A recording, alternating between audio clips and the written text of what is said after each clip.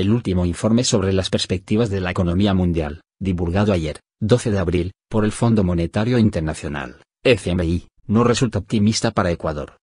En su reporte sobre el país, el organismo internacional prevé una caída del Producto Interno Bruto, PIB, para los próximos 2 años, de 4,5% este año y de 4,3% en el 2017. Pero, además, proyecta que el desempleo se ubicará en 5,74%, casi un punto porcentual más que la cifra del año pasado, que fue del 4,77%. El FMI sostiene que los pronósticos para el país son sumamente inciertos, al considerar que dependen de la disponibilidad de financiamiento externo. En ese sentido, el escenario pesimista lo atribuye a 4 factores: caída de los precios del petróleo, pérdida de competitividad provocada por la apreciación del dólar, problemas de consolidación fiscal y las difíciles condiciones de financiamiento.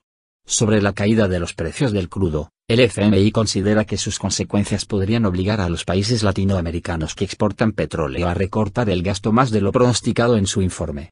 Podría haber un nuevo repliegue del gasto si desmejoran las condiciones financieras mundiales.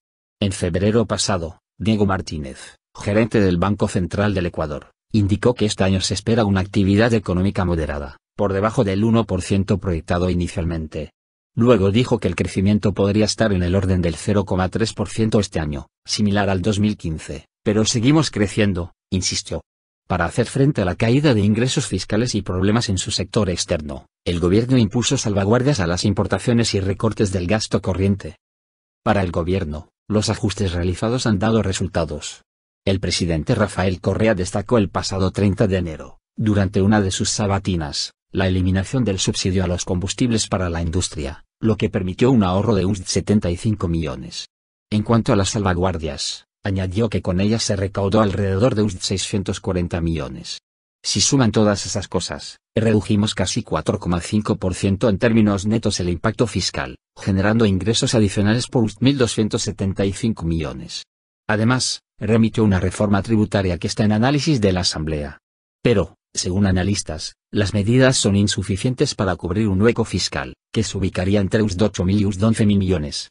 El exministro de Economía del actual régimen, Fausto Ortiz, considera que las previsiones del FMI son negativas porque el organismo considera que el gobierno no va a poder conseguir todo el financiamiento que requiere para atender el déficit fiscal. Hasta la fecha solo ha conseguido unos 2.500 millones, que equivale al 25% de la brecha financiera total.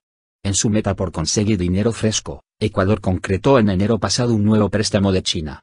Con el crédito de unos 970 millones, el saldo de la deuda con China alcanzó a febrero pasado unos 6.395 millones, lo que significa 18% de la deuda pública ecuatoriana, situada en unos 34.343 millones.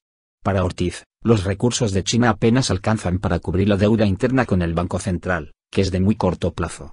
Para Jorge Calderón, decano de la Facultad de Economía de la Universidad de Especialidades Espíritu Santo, los pronósticos del FMI reflejan la dependencia del Ecuador del sector petrolero. Son perspectivas que ya se esperaban, con una caída del precio del crudo que ha generado un importante impacto. Calderón considera que el intento del gobierno de restar protagonismo al petróleo como principal fuente de ingresos, a través del cambio de la matriz productiva, no ha sido suficiente. El presidente del Colegio de Economistas del Guayas, Larry Yumibanda, cree que el gobierno debería poner mayor atención a la depuración del gasto corriente. Hay un sinnúmero de ministerios que han hecho que el gasto público haya aumentado. Calderón coincide con esto. Ya se evidencian recortes, como la no renovación de contratos ocasionales, pero todavía es suficiente. Debe revisarse por ejemplo la función que tienen entidades públicas que hasta triplican sus competencias.